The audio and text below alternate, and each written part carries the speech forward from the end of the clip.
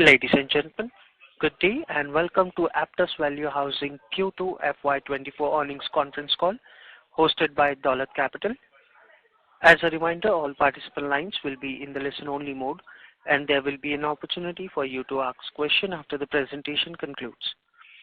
Should you need assistance during the conference call, please signal an operator by pressing star then 0 on your touchtone phone. Please note that this conference is being recorded. Please note that this conference call may contain forward-looking statements about the company, which are based on belief, opinion, and expectation of the company as on the date of this call. These statements are not guarantees of future performance and involve risks and uncertainties that are difficult to predict. I now hand the conference over to Ms. Mona Ketan from Dolat Capital. Thank you and over to you, ma'am. Thank you, Yusuf. Good evening, everyone, and welcome to the earnings call of Aptus Value Housing Finance Limited to discuss its Q2 and H1 FY24 performance. We have with us the senior management from Aptus to share industry and business updates. I now hand over to Mr. Anandan, Executive Chairman of Aptus, for his opening remarks. Thank you, and over to you, sir. Thank you, Mona. Ladies and gentlemen, good afternoon to all of you. I am Anandan, Executive Chairman of the company. I welcome you all to the conference call to discuss the company performance for the second quarter and half year ending September 2023. I have with me Mr. P. Balaji, MD, Mr. C.T. Manoharan, CBO, Mr. John Vijayan, CFO. The financial results and the investor presentation are available on the website of the stock exchange as well as our companies. I hope everyone had a chance to look at it. Aptus, as you are aware, believe in growth with a due importance in the quality of the loan book with good financial metrics. We are happy to record that Aptus had a decent second quarter and also first half year FY24. Sharp business focus, deep penetration in served markets, customer centricity have enabled the company to achieve good growth. The company's performance for this period demonstrates a sustained trajectory of stability, growth, and diversified income stream. Our net worth, as you must have noticed, stands strong at over 3,500 crores, indicating robust capital adequacy. This, coupled with good support from National Housing Bank, other banks, and DFIs on the borrowing side, and with strong on-ground demand for both home loans and small business loans, gives us confidence to pursue robust growth with sustained profitability in the years to come. I would now hand over the line to Mr. Balaji to discuss business focus, operating and financial parameters. Thank you. Thank you, sir. Good afternoon, friends. As we have been explaining in the earlier calls, we will continue our focus on key strategies, namely growing disbursement and loan book both in housing loan and small business loans, considering the large headroom available in the low and middle income segments in Tier 3 and 4 cities. Increasing penetration in existing geographies by opening new branches and commencing operations contiguously in the states of Odisha and Maharashtra. Strengthen analytics and digital adoption. About 17% of our business in Q2 FY24 has come from Construction Ecosystem app, customer referral app and social media leads. Our focus shall be to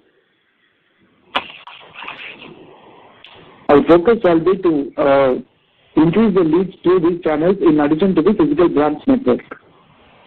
Continue to focus on productivity, collection efficiencies, OpEx and cost of funds. Major performance highlights for the half year are as follows. AUM grew by 28% year-on-year to 7,604 crores. Disbursements increased by 28% year-on-year to 1,391 crores. Sequential quarter-on-quarter growth in disbursements was 15%. NIM was at 13.34%. OpEx to assets were at 2.71%. PAT was at 290 crores, 20% growth year-on-year.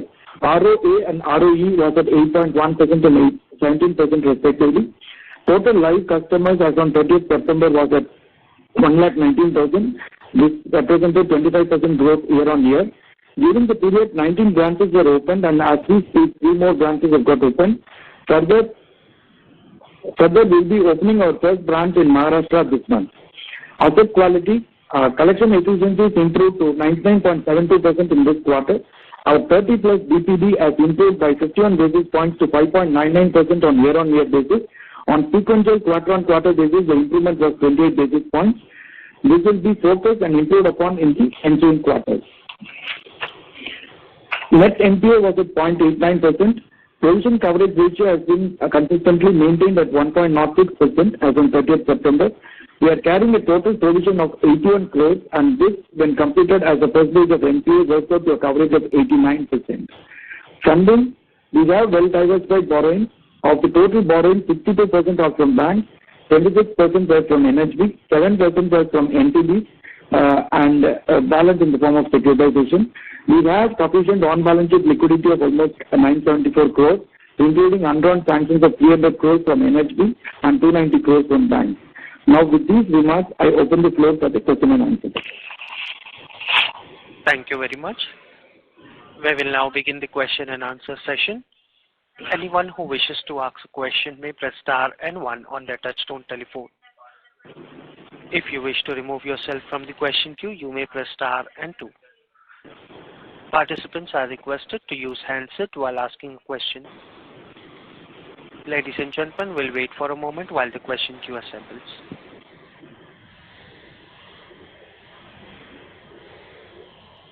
First question is from the line of Manoj Oberoi from Yes Securities. Please proceed. So thank you for the opportunity, sir. Am I audible to you, sir? Yes, Manoj. Sir, I've got 3 questions. Firstly, just needed your sense on whether the strong and the improved disbursement growth momentum would continue in the coming quarters. What's your sense on that, sir? No, the question is not clear, Manoj. I'm not able to hear. Am I audible and clear now? Yes. Okay. So just needed your sense on whether the strong and the improved disbursement growth which we have shown in this quarter, what do you think the momentum, disbursement momentum, growth momentum would continue in the coming quarters? What's your sense on that? Yes, that's what we are aiming for, and that will continue in the next 2 quarters as well. And that is the plan, and we are also opening more branches, which will also contribute to this momentum. Sir, any outlook on the spreads and the names you want to give? What is the question, sir? Question, Manoj? Sir, any outlook on spreads or names? Spreads, if you look at it, we have increased the interest rate for the all live customers on the non-housing loan by 50 basis points, and this is effective from 1st of September 2023. So with the result, the NIMs which we have reported are likely to be stable for the next 2 quarters as well. And if there is a reduction in the cost of borrowing because of the NHB borrowing being drawn, we might get some increase in the NIM as well. Understood, sir. And sir, lastly, can we see further reduction in the stage 2 bucket in the second half of this year? Definitely, we are focusing on that. If you look at our collection efficiency, which is almost 99.72%, if it becomes 100%, obviously the stage 2 asset is likely to come down. And the whole focus of the organization and the collection team is to reduce that. So we will surely see good reduction in the stage 2 assets. Got it, sir. That's also my answer, and best wishes for the next quarter, sir. Yeah. Thank you. Next question is from the line of Subhranshu Mishra from Phillip Capital. Please go ahead. I got 2 questions actually. So the first one is about the insurance loans, which is around 2% of the AUM. Just wanted to understand what these insurance loans are. That's the first. Second is, what is our 0 plus this quarter and maybe a year back, and what are the rollback rates from the 30 plus bucket? Thanks. First, let me answer this insurance loan. Basically, these are the loans which are given for taking the insurance cover for all our customers. It is basically the credit change premium, which is almost working out to 2 to 3% of the total sanction amount. Of that, we are giving it to the customers because since the amount of premium is going to be slightly bigger, these kind of customers will not be able to afford it, so we are giving it as a loan. And this gets classified as a non-housing loan in our book, and that is for the coverage of life of the customer. Sir, just one clarification on the insurance loan. So essentially, if I take a home loan, it is you are essentially giving me another loan for the insurance attachment that is required for the home loan. Is that a fair understanding? Yes, yes. Sir, is this allowed under excellent regulations? It is. As long as it is not getting classified as housing loan, it is getting classified as non-housing loan, it is allowed. Okay, sure. Yeah. And the rest of the questions? Can you repeat the next question, because you are not. What is the 0+ in this quarter and a year ago, sir? And what is the rollback rates from 30+ buckets? To look at last time, it was almost 8.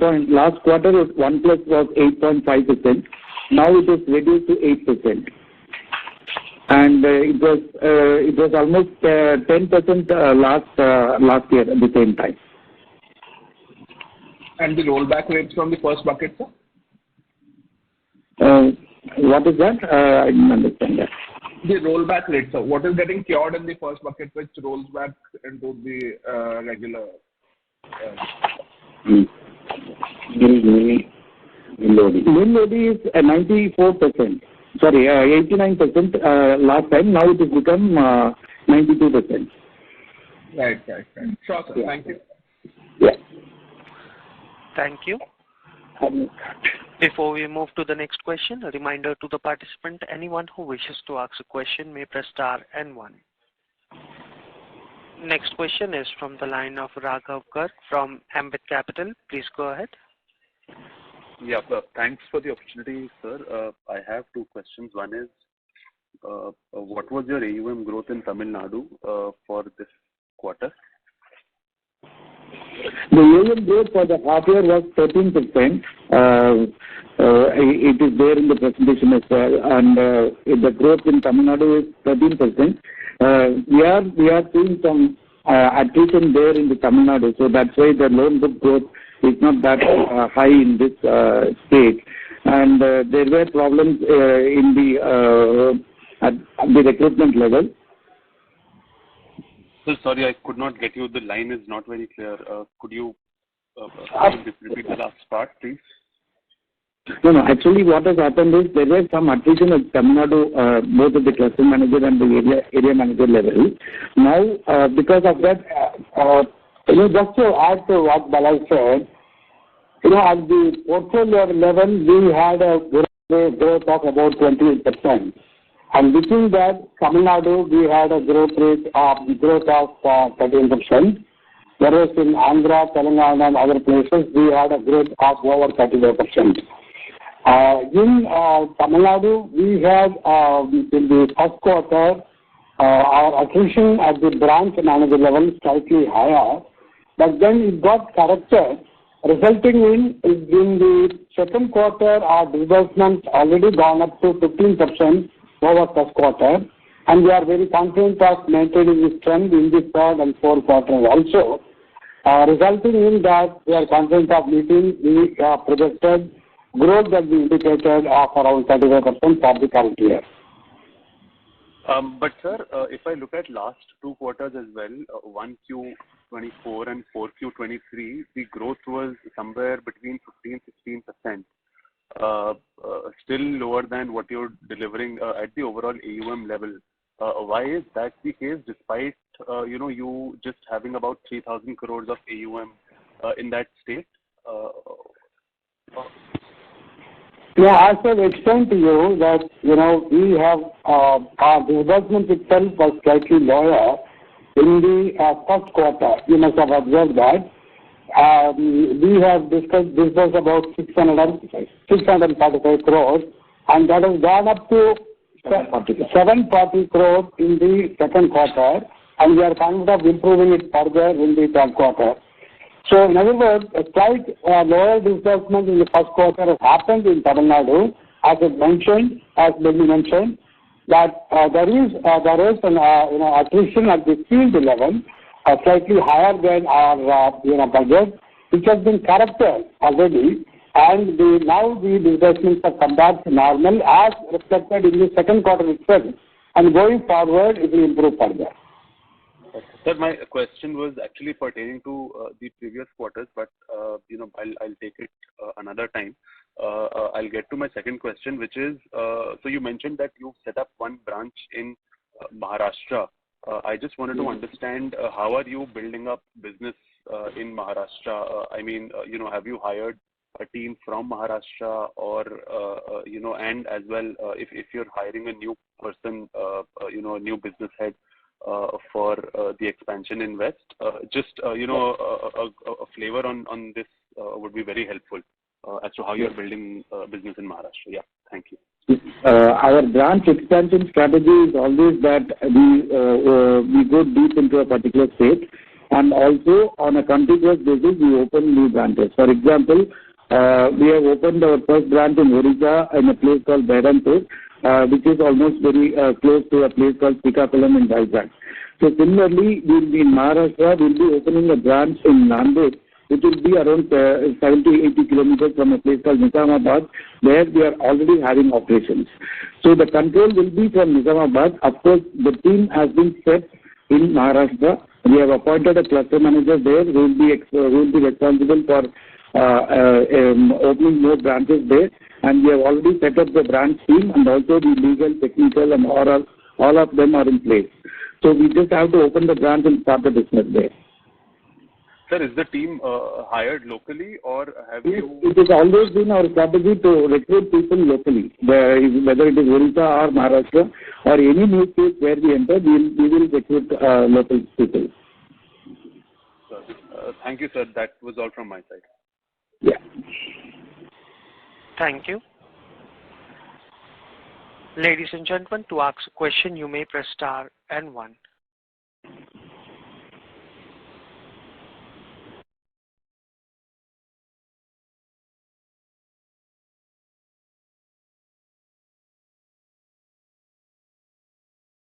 System only.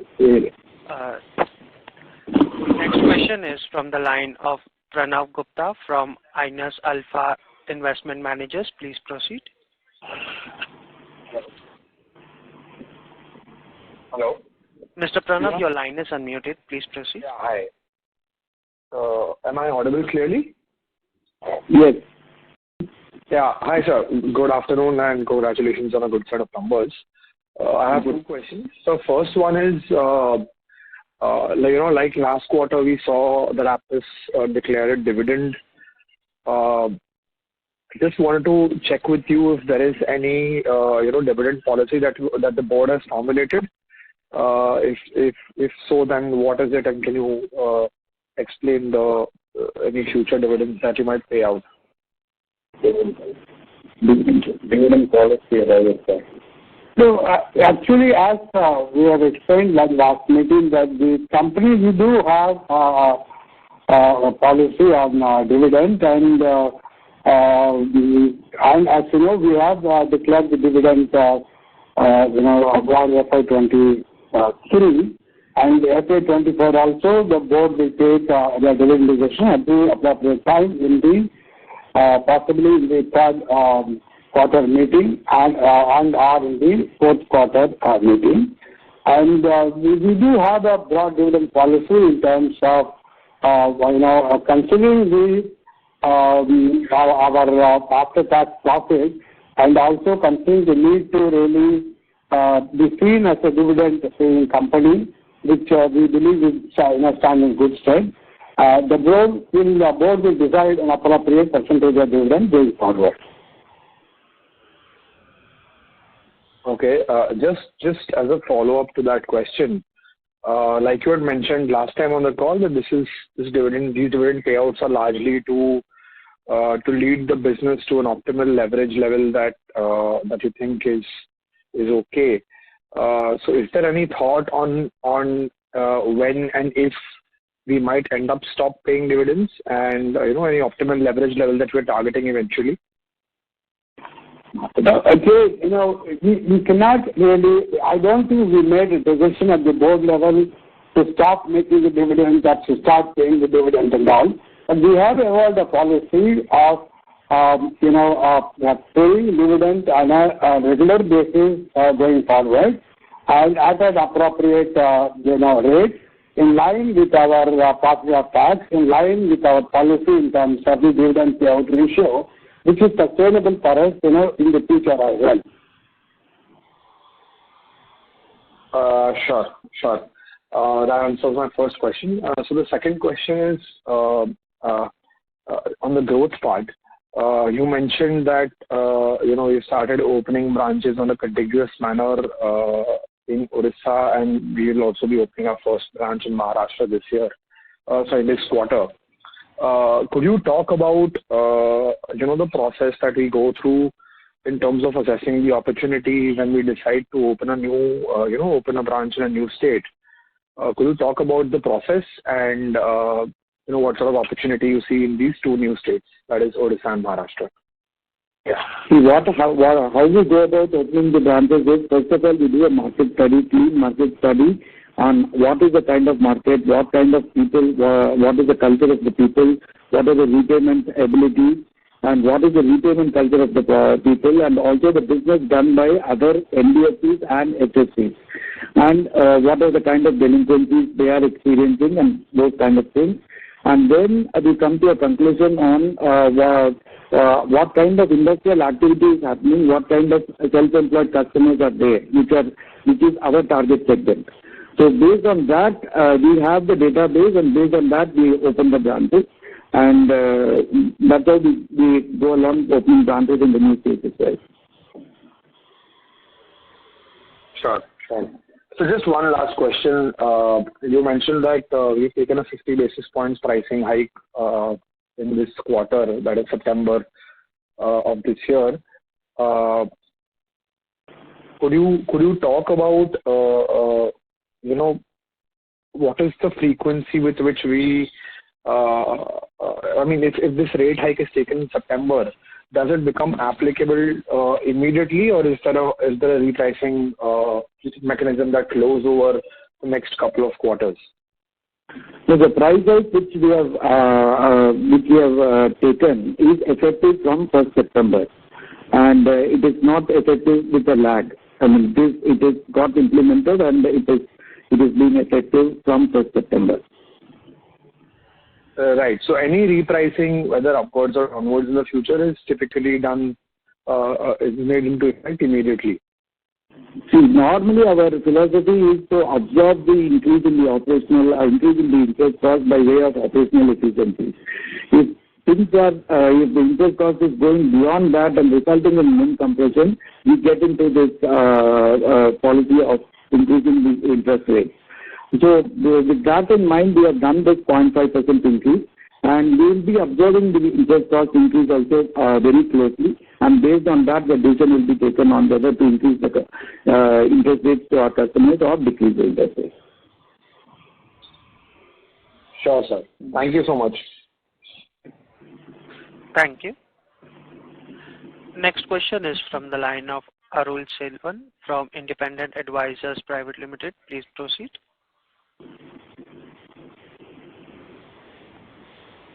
Current questioner removed himself from the question queue, so we will move to the next question from the line of Sonal Gandhi from Centrum Broking. Please proceed.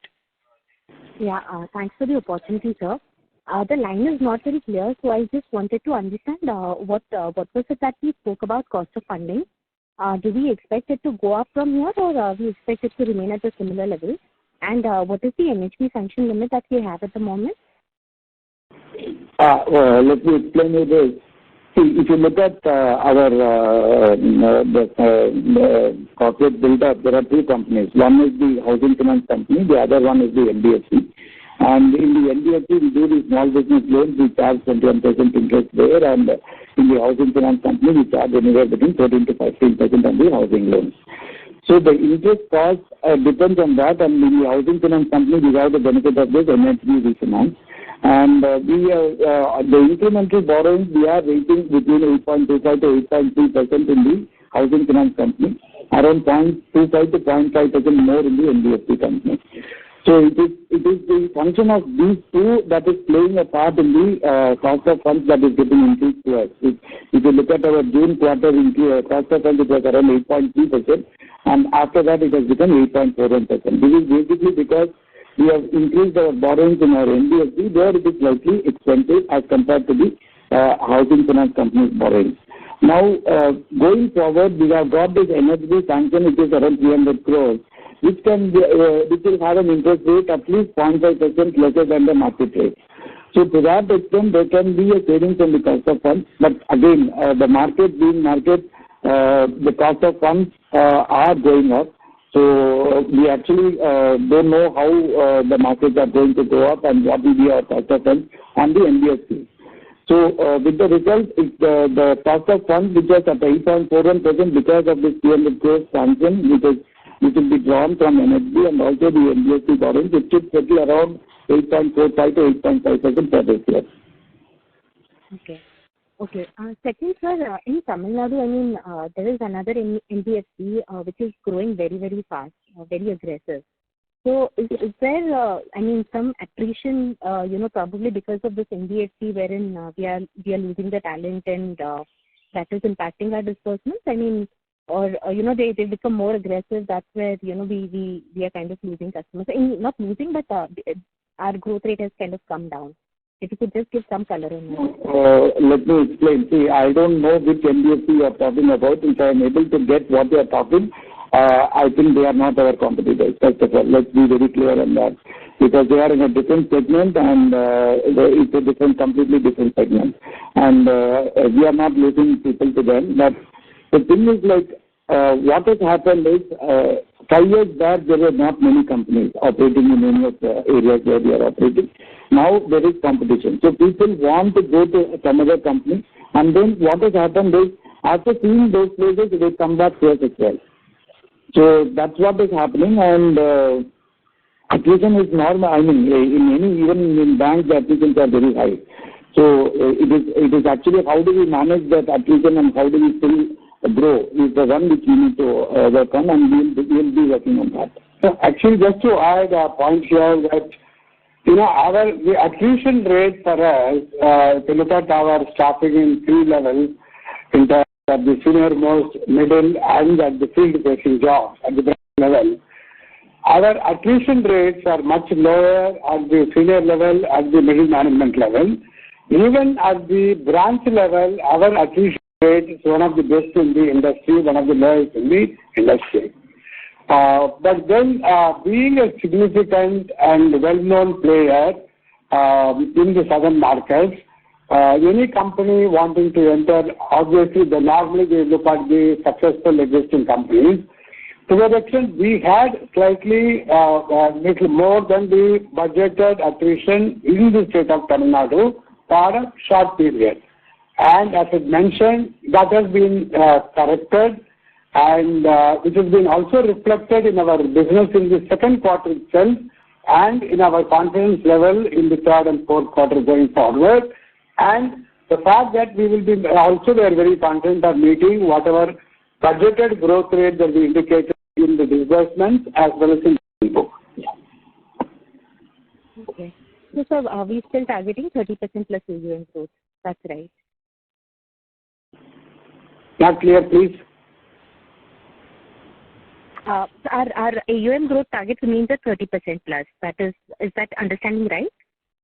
Yeah. Yes. Okay. Thank you, sir. Right.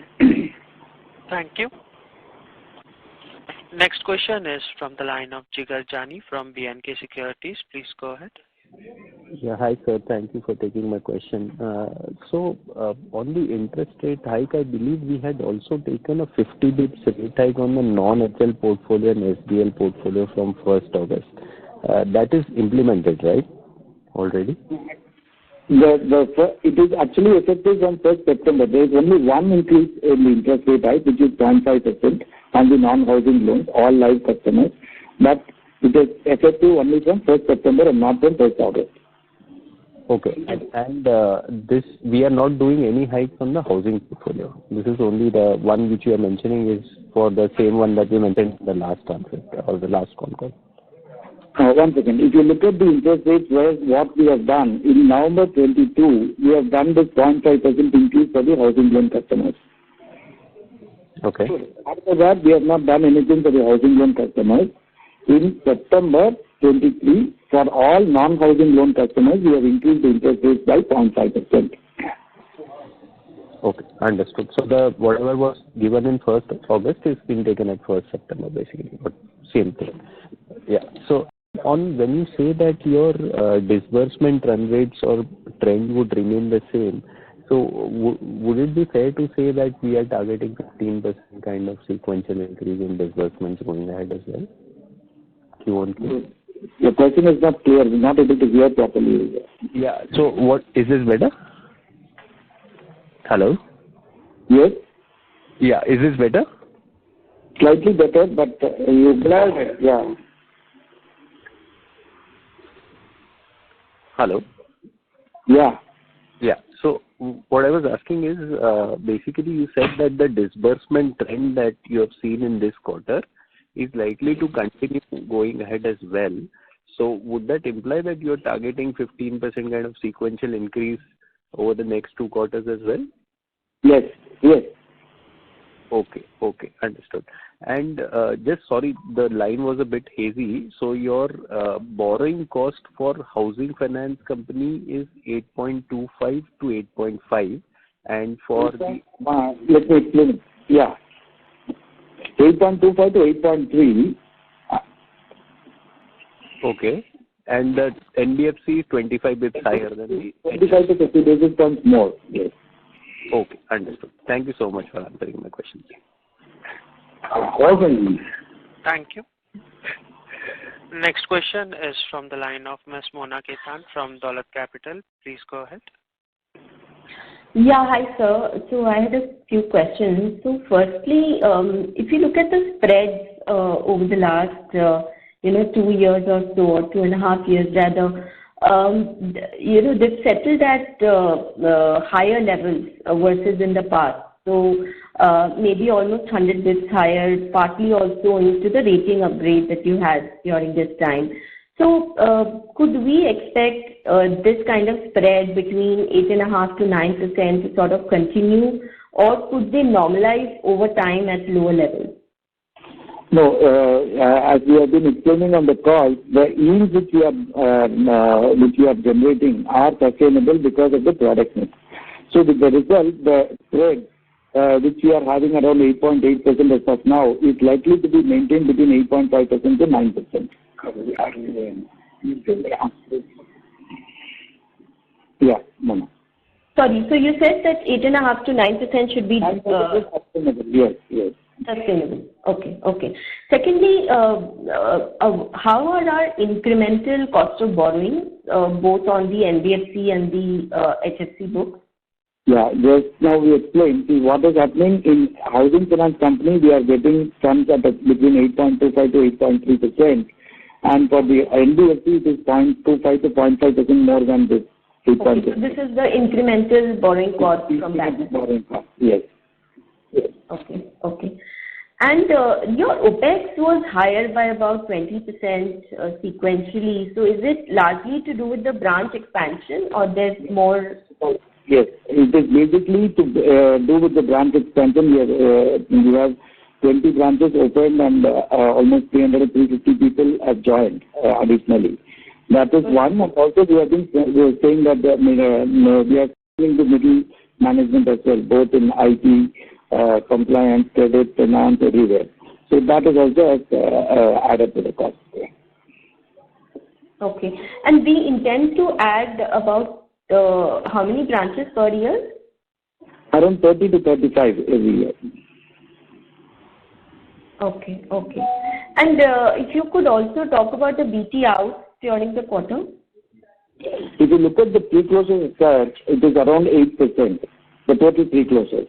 Of that, almost 5.5% is from own source of the customers. So the BP out is working out around 2.5%, which has remained consistent for the last 3-4 quarters, and this is likely to be maintained. Okay. And across your, just to touch upon the rate hikes, so across both your HL book and the non-HL book, during this cycle, you've raised rates by 50 bps. Yes.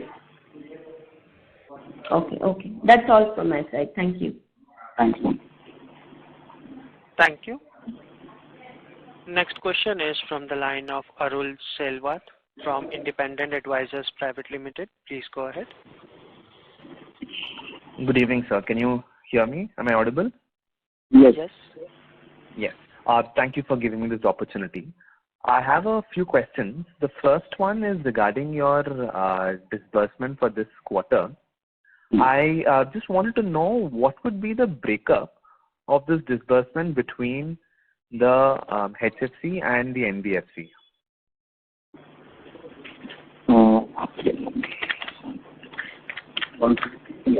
Around 500 crores out of 745 crores, around 500 to 520 crores is in the housing finance company, and the balance is in the NBFC. Okay. Now, the next question I have is in terms of your guidance. I understand that the overall AUM guidance growth for the full year FY24 is about 30%. Now, is there, if I break that up between the HFC and the NBFC, is there what would be the numbers specifically for both of these segments?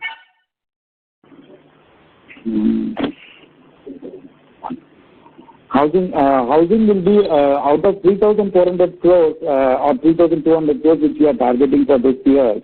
Almost 2,200 crores will be in the HFC and the balance will be in the NBFC. Okay. I understand, sir. Now, another final question that I have is that, of late, I think there was some concerns at the macroeconomic level with RBI flagging certain risks of unsecured lending. I was just wondering if you were seeing any sort of spillover effects, that are happening in your collection operations, or are you kind of largely seeing relatively higher amounts of repayment rate? I understand. I'm talking about some guidance in the future instead of I know the numbers for this quarter. Some color about expected bounce rates expected collection rates would be helpful over here. So first of all, ours is a secured loan, which is almost all the loans are secured by self-occupied residential property. So we are not seeing any that's it. So there we are not seeing that. So we don't have any. So bounce rates are consistent around 15 to 20% for us, and we don't see any variations in that in the coming quarters as well. And collection efficiencies are likely to go up only. I'm sorry, sir? And the collection efficiencies are likely to go up only. Okay. I understand. That's it from my end, and all the best for the future. Thank you. Yeah. Thank you very much. Ladies and gentlemen, to ask a question, you may press star and 1. Participants, to ask a question, you may press star and 1 on your touchtone telephone.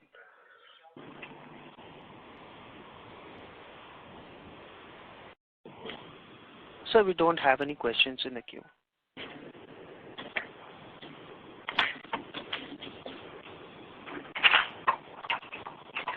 Nana?